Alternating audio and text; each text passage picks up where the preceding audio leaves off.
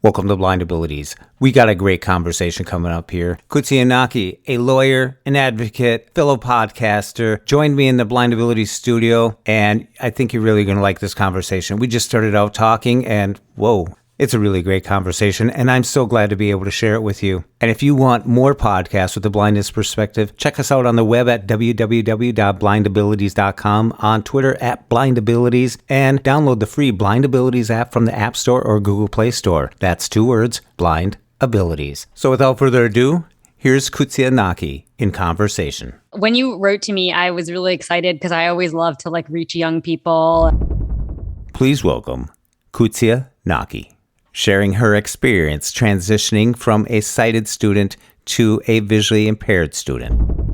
I know that experience so well. It was in that high school, college, law school period of time where I really lost a lot of vision. And I know what it's like to go through that at that time in your life. Oh, what a fence you sit on. I did the same thing. I was the golden child of the blind because I had residual sight. And then as time went on, I had to use the voiceover. I had to use JAWS. I had to don my cane. Yep. Interesting that you did that article. The best, what was that, $34? Yeah, the best money I ever spent. Yeah.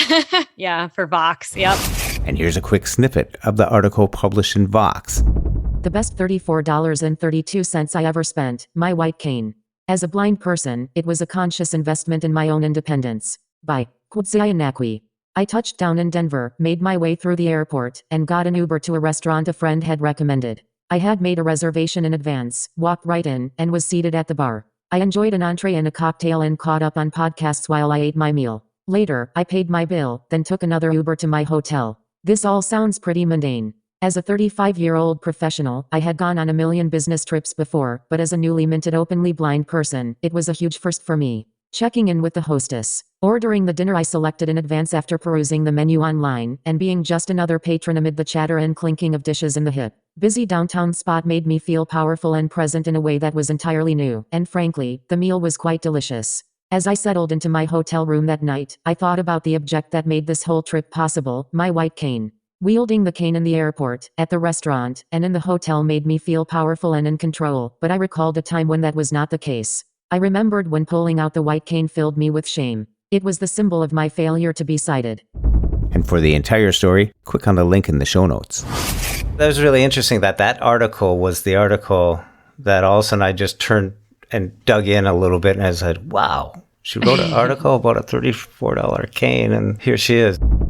You're doing a lot of things, in my mind, that is one of the hardest things to do from a blindness perspective, is trying to bring awareness to the sighted community or the institutions and bring it down to the everyday person out there so that policies and stuff would impact someone just not knowing, like when you took the LSAT, not knowing what your rights are, what you can do, or what opportunities can be had. So when you started losing more eyesight to where you are today, that gap is hard to bridge. I would agree. And I think there's a lot that people don't know.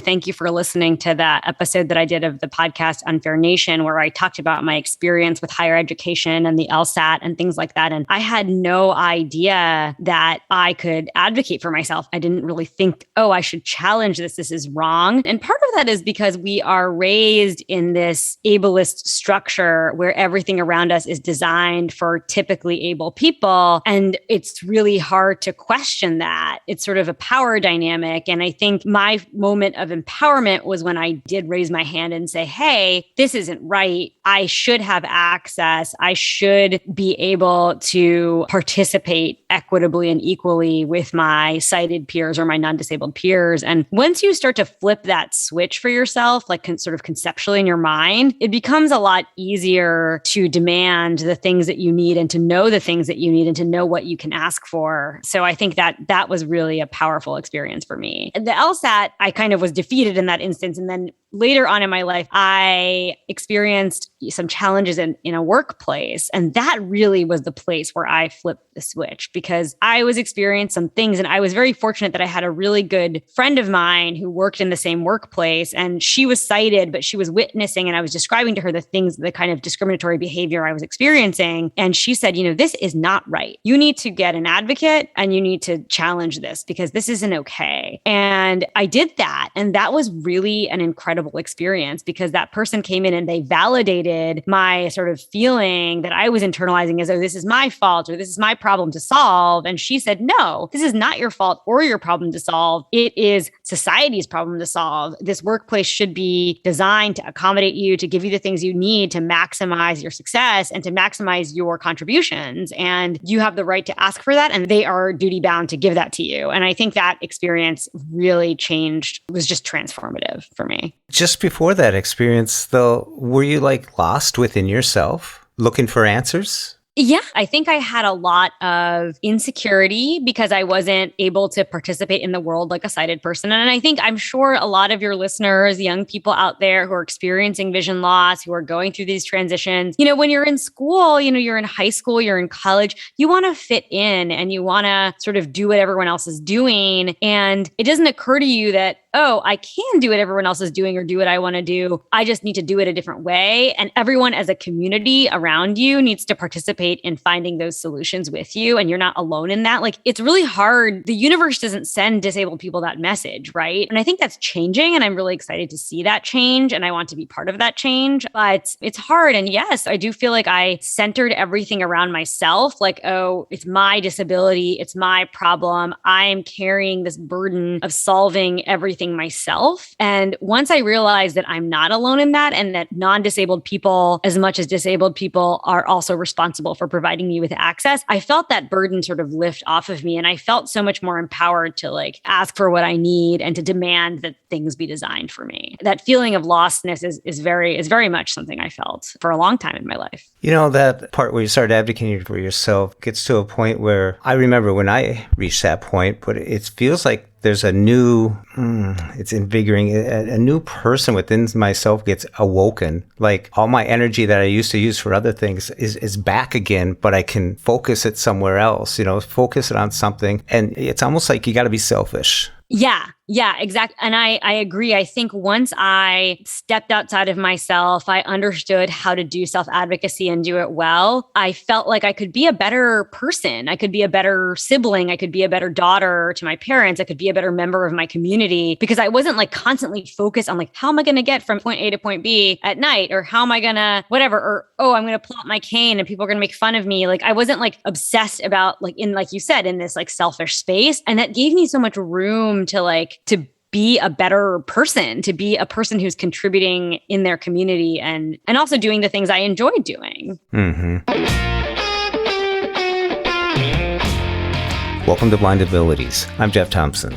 We're talking to Qudsiya Naqui, and she's a lawyer, an advocate, and a podcaster. Welcome to the show, Qudsiya. Thanks so much, Jeff. It's exciting to have you on here. I've listened to your podcast, Down to the Struts, which is a very unique name. It brought me back. And you're an advocate. I've heard you on other podcasts as well, and very good stuff. Can you tell the listeners a little bit about yourself? Sure. So as Jeff said, my name is Qudsiya Naqui, and I use she, her pronouns, and I am coming to you from the ancestral lands of the Nacotchtank, Anacostan, and Piscataway peoples, also known as Washington, D.C. As a physical description, I am a South Asian woman, and I have light brown skin, dark eyes, and straight hair that kind of goes down to my shoulders. And today I am wearing a fun outfit. I'm wearing leather pants and a leopard print top. I'm really delighted to be here. By training, I'm an attorney. I've dedicated my career to working on issues related to access to justice. That's a very amorphous term, but what that means is making sure that people, whether they're disabled people, immigrants, people of color, anyone who is trying to access the legal system is able to do so equitably and is able to have a fair shake. That's kind of what my professional work has been dedicated to. And in addition, as Jeff said, I am the host of a podcast called Down to the Struts about disability, design, and intersectionality. You can find the podcast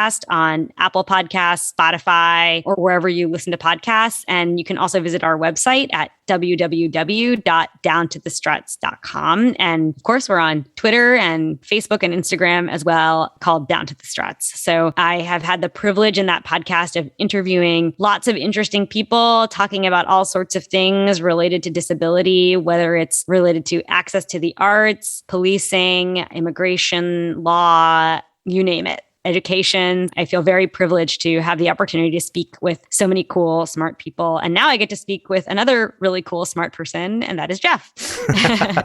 We might edit that out, but no, that's great. No, it's really cool. I highly suggest people to listen to the podcast Down to the Struts. And there's a special bonus episode where it talks about the team that you have that does it. So if anyone else is interested in podcasting, that's a good episode. I really enjoyed that one, hearing about the passion that the other players have as well. Yeah, I'm lucky to have such a great team. In the line of your work, you probably work with policy a lot. And I have a question. It kind of goes off our mission statement that says, I'll blend it together. How do we go from policy expectations? How do we bridge that gap between the limited expectations and the realities of blind abilities? I guess what I'm saying is we see a lot of white papers being passed around, a lot of ideas, a lot of policy changes. We had the ADA, and maybe that needs to be revisited today. How do we bridge the gap between the realities today and policies that are out there? That's a really great question and a great way to think about this. And I think you're right. The ADA and Section 504 of the Rehab Act, the Individuals with Disabilities in Education Act, all of these laws are really powerful tools, and they do create protections against discrimination, but they don't fully break down the sort of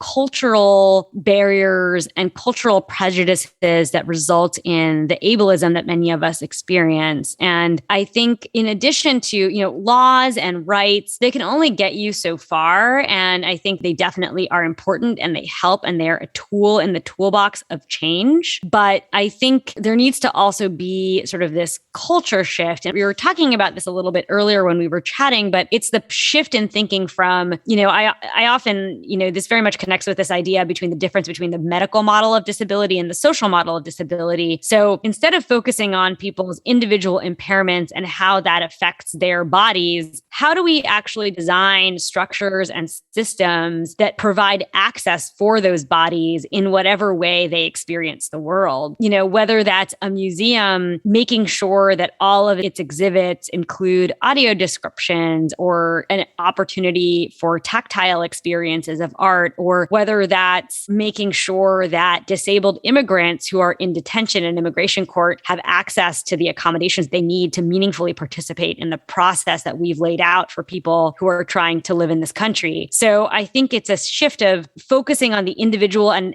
their sort of brokenness, which is definitely an assumption of, non-disabled people, but more about, okay, where is this person at and how can we design a policy or a physical built environment to provide the access that that person needs? Mm-hmm. I always found it problematic in a sense when you're trying to do an encompassing change. And yet when in reality it comes down to, I know as a teacher of the blind that there needs to be a lot of one-on-one. I get the individuality part of that, especially because the degree of blindness in people changes, or it does change. One day you may see a little bit, at night you may not see it at all, or 5 years later it could change too. And so to have one big giant way of doing things doesn't work for everybody. Yeah. And that's why I think we need to create options for people and make it possible for people to experience things in lots of different ways. And another thing I like to point to often is part of the problem in this culture shift is when we're in school. I went to a mainstream public school and then later to a private school. I didn't go to a school specifically for, blind children. And something I'm realizing now as an adult is that I never saw, we never read books about that are written by or featuring blind characters or disabled characters in general, for that matter. As you learn, civil rights history, we didn't learn about the disability civil rights movement in school in history class. So as I was going through school, I realized there was no one that experienced the world like me that I was seeing represented in the literature we read or the history we learned about. And same thing for the non-disabled kids around me. So it's unsurprising that these non-disabled kids who didn't get any exposure to disability history or culture growing up in school as part of our education system grow up and they have no clue. So it's sort of not surprising. So I think that culture shift also needs to start in part in how we educate our children, both our disabled children and our non-disabled children. I agree with you totally, because it's so hard to change someone who's 50, 60, not to pick on 50, 60-year-olds, but they've been entrenched systemically. They've grown up and their neurons, everything's set to be this certain way. And if they have no experience other than watching Mr. Magoo or something like that, what else can they draw from when their first instantaneous response when you're at an intersection and you see a blind person? Oh, they need help. That Boy Scout moment may come out. It's kind of an innocent thing for them, but it is challenging when you are the one confronted with a overreaching sighted person who's just doing what they think is best.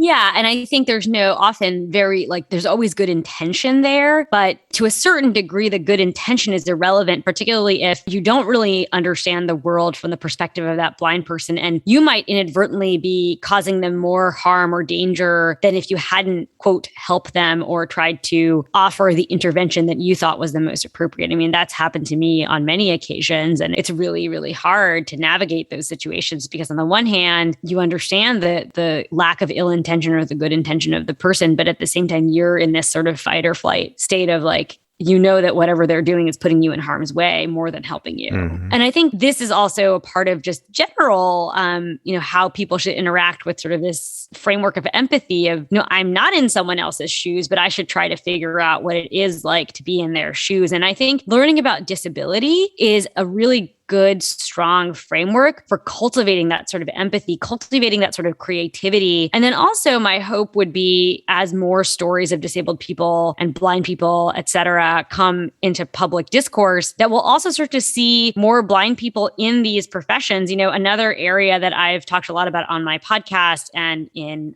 being interviewed for other podcasts is healthcare. We really need more disabled people as healthcare providers because they are going to approach the care in an inherently different way than a non-disabled person. And I think that could be really beneficial to the healthcare system in general, which tends to be pretty ableist, pretty focused on the medical model of disability, and not really always sort of providing the highest level of care to disabled people. The word ableism seems to have surfaced over the last couple of years, and really this year it's really come to light. Can you define, in your own words, what ableism is? Sure. And there's some really good definitions if you search on the internet for, what is ableism. One of the ones that I really like is from the Chicago Center for Independent Living. And just paraphrasing, essentially what ableism means is the belief that disabled people or people with disabilities are lesser than, are devalued as compared to people with typical abilities. So,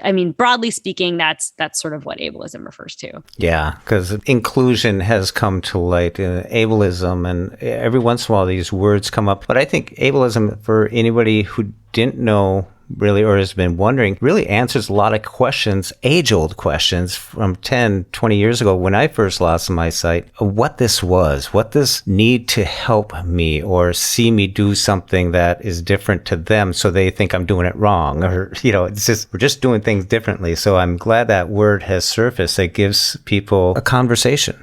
Yeah, I think that was also something that was really helpful for me, particularly in the last few years of my life, which is to start to have a vocabulary to talk about experiences that I've had in my life that I knew were like not great or icky, or I couldn't identify what was problematic about them. But now I have like vocabulary and a way of talking about it and a way of understanding it. And then therefore, I feel like I also, because I have that vocabulary now, I have a way of responding to it in a way that is healthy, also respectful of other people, and but clear in terms of like the message I'm sending to people around me. And I think, because of your podcast, the things you talk about, and there's others out there too, but the conversation has started. It's welcomed elsewhere. It's bringing awareness to it. And I think that's how we make some of these changes. I brought about how we bridge that gap. It's a long distance to go, and there's a lot of people to hit upon, but I think it's a great start. So thanks for Down to the Struts and doing what you're doing. Yeah. And thank you for doing what you're doing. And I know a lot of young people are listening out there, and I hope you hear this and you feel encouraged and you feel hopeful, as you should. There's a big hill to climb, as we've both been saying, but I think that there's a lot of hope in that, you guys are here and you're listening to this podcast and you're learning from different blind people and building up your community. And I hope you all feel empowered to advocate for yourselves and for your communities and recognize that your disability is a really important, powerful part of yourself that, you should honor and proud of. That's really great. You talk about changes. It hasn't always been this way. The playground that we're all in today, the sandbox that we're all playing in today, it was different, quite different. But when you were younger, you got away with not really being blind. You had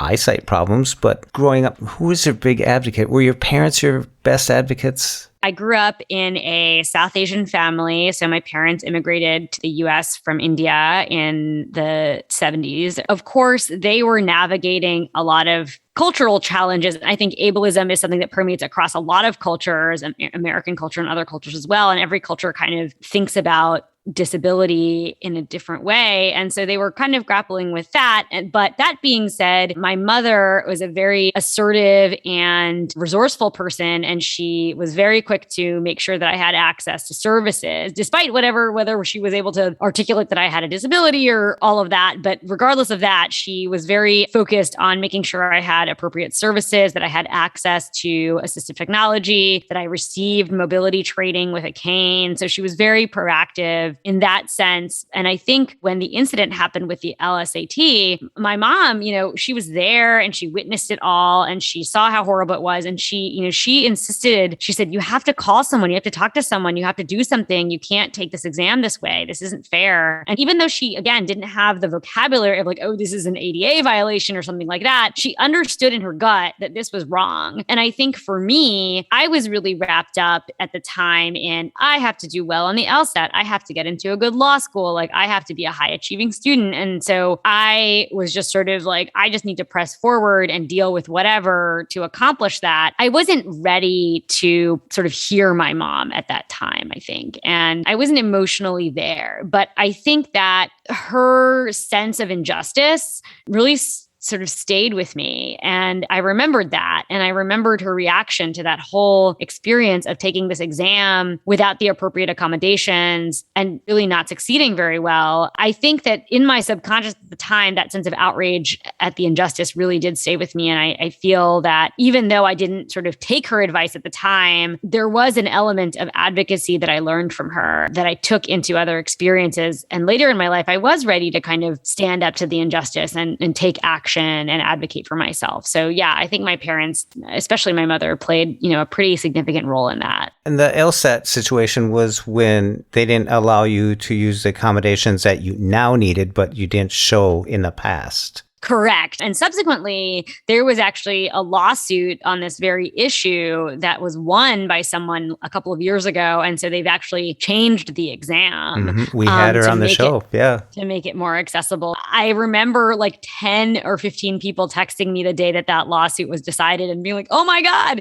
And, I said, yes, this person is me and I am them. I had the same exact experience. And I'm so grateful to them for taking that brave step of not standing for the injustice and taking action. And I'm really glad that somebody did that. What was it like in high school going along? And then as you transitioned to college, did you worry about anything at that point? Like your disability interfering with your ability to learn? I mean, in terms of my ability to learn, I was really fortunate in my schooling, aside from the standardized tests. I always, received appropriate accommodations and I didn't really encounter, I had very good relationships with my professors. I had a really great disability office when I went to college. So that was actually something I was looking at. So when I would go and visit schools, when I was a junior, senior in high school, I always asked, do you have an office of disability services? If so, can I please speak to the person that runs that office? And some schools didn't even have that office. And so that was a very big red flag for me when I was looking at colleges. And then the college that I went to, Barnard College, I remember when I was deciding between that and another school, I spoke in detail to the director of the Office of Disability Services there. And I felt so good about everything she was saying. And one of the things that was really beneficial to me was she said that our philosophy is that we have a philosophy of empowerment. So we're not going to go call call up every professor for you every semester to tell them that you need XYZ accommodations. We want to empower you to take that step, and we'll support you all along the way. But we want you to be the agent of your own experience here. Right. And I really appreciated that. And so every semester I would email my professors. I had a plan. We would determine what was going on in the syllabus, what I might need, what the testing situation would be like. And so I felt really supported. So for those of you who are college bound, that's something I would definitely look into is, does the school have an Office of Disability Services or some similar office? Who are the people in there? Make sure you talk to them as you're looking at different places to go to school. Make sure that you feel confident that they're going to provide you the support that you need. So I think that's something that was really helpful to me. I think you really stress a great point, and I'm glad they brought that to your attention, the empowerment part, that you are responsible. You do this, you do, because you can't take them with you when you go to the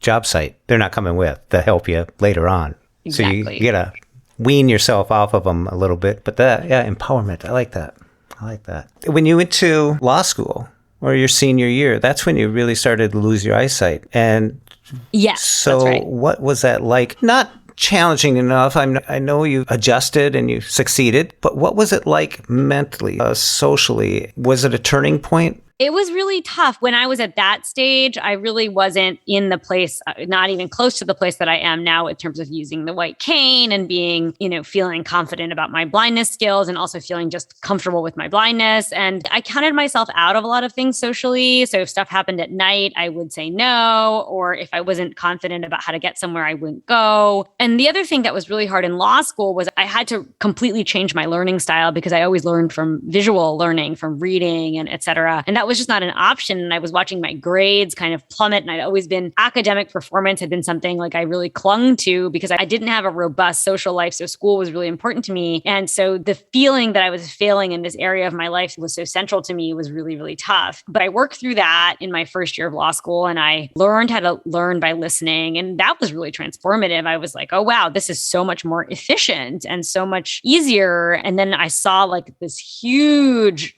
sea change in my grades from my first year of law school to my second year of law school. And it was really affirming because I had thought, oh, am I just not smart anymore? But I realized it's not that. I didn't have the tools that I needed to continue on the pathway of higher education that I needed. And so once I realized that, that was also really helpful because I realized, oh, it's not me. I just didn't have the right stuff. I didn't have the right technology. And now I do. And I'm seeing a change in my performance. How about when you're probably applying for work and stuff, was that challenging to, well, you're visually impaired and you have to go into a place for the first time.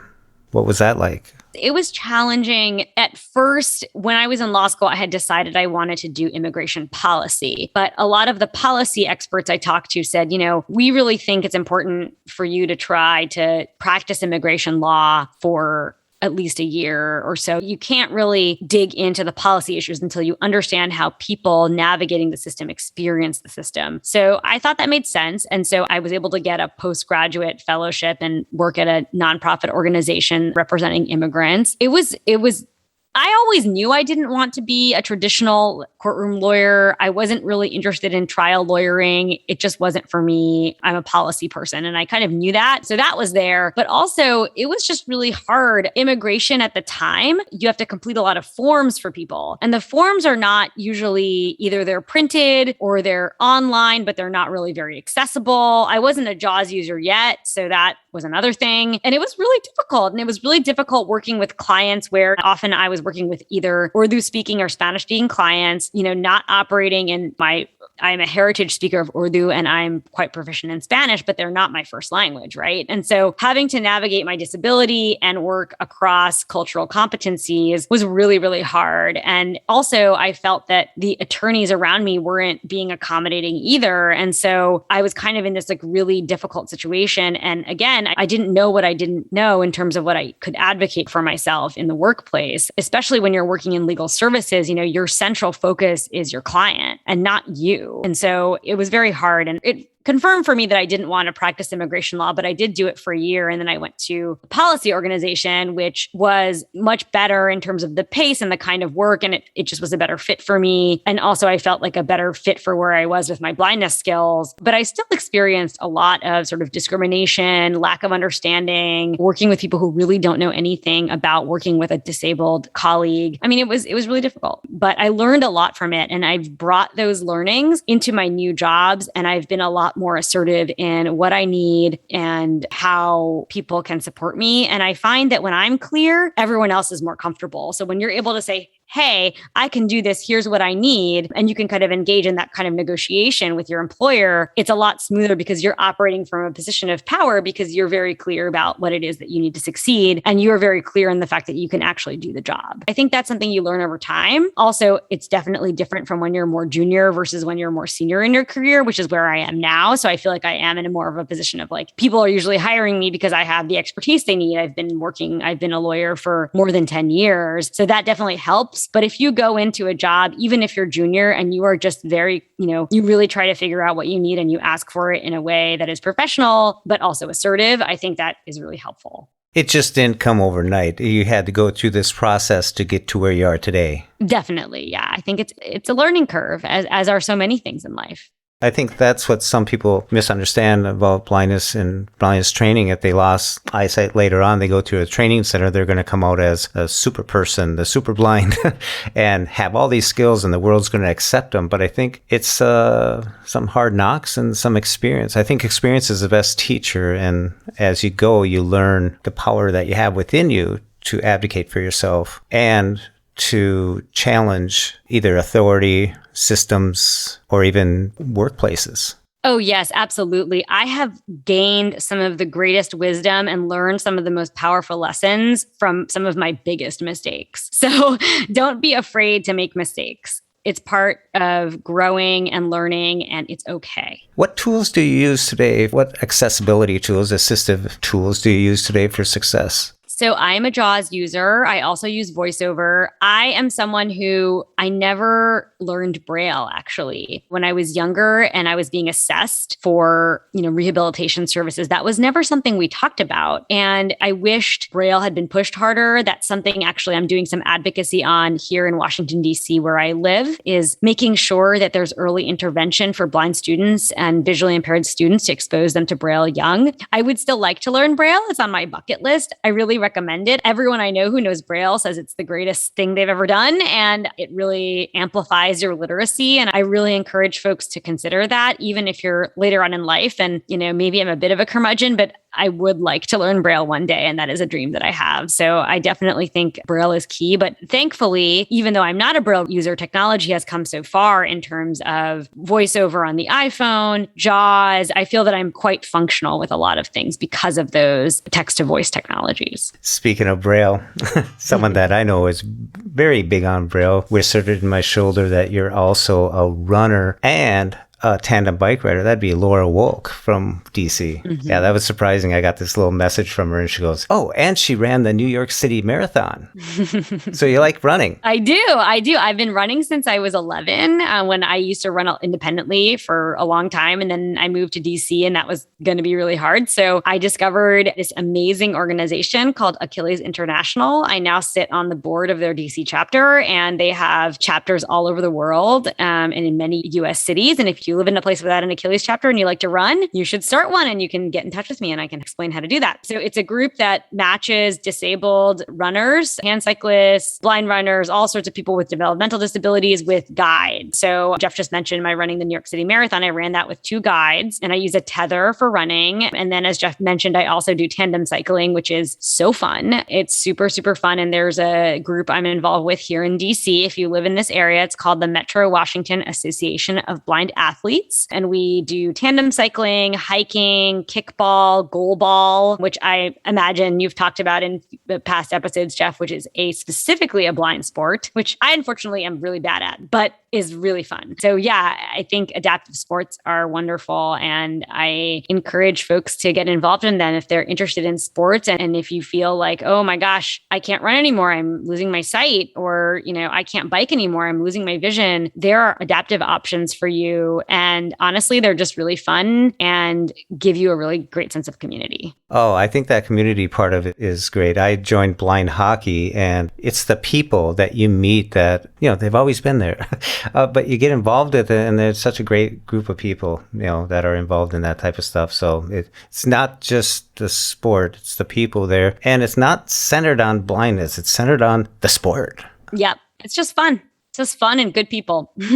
I just want to say, I love your podcast. I love everything on it. And who is your target audience for Down to the Struts? That's a great question. My target audience is multifaceted. I like to create content that is by and for disabled people. So I have a lot of disabled guests on my show. The vast majority of them are disabled. So I really want to speak to the disability community. I want to speak to people who are transitioning into the disability community. And I also really want to create an opportunity to educate non-disabled people about disability issues and why they should care about them, and why the disability lens is a really important, valuable way of looking at the world to make it better. Well, Qudsiya, thank you so much for taking the time coming on to Blind Abilities and talking about this. I'll get your links in the show notes that you put so well in the beginning of the show, and we'll bring them down, put them in the show notes. So thank you so much, and keep up such a good job on what you're doing. You too. Thank you so much. And thanks for creating this podcast and this space to speak to blind young people. I'm so honored to have been able to speak with you today. All right. Have a good weekend. You too. Talk to you soon. Thank you so much, Jeff. And for more podcasts with the blindness perspective, check us out on the web at www.blindabilities.com, on Twitter at blindabilities, and download the free Blind Abilities app from the App Store and Google Play Store. That's 2 words, Blind Abilities. And if you want to leave us a message, give us a call, give us some feedback or some suggestions, give us a call at 612-367-6093. That's 612-367-6093. We'd love to hear from you. And from all of us here at Blind Abilities, to you, your family, and friends, stay well, stay informed, and stay strong. I want to thank you for listening. Hope you enjoyed. And until next time, bye-bye.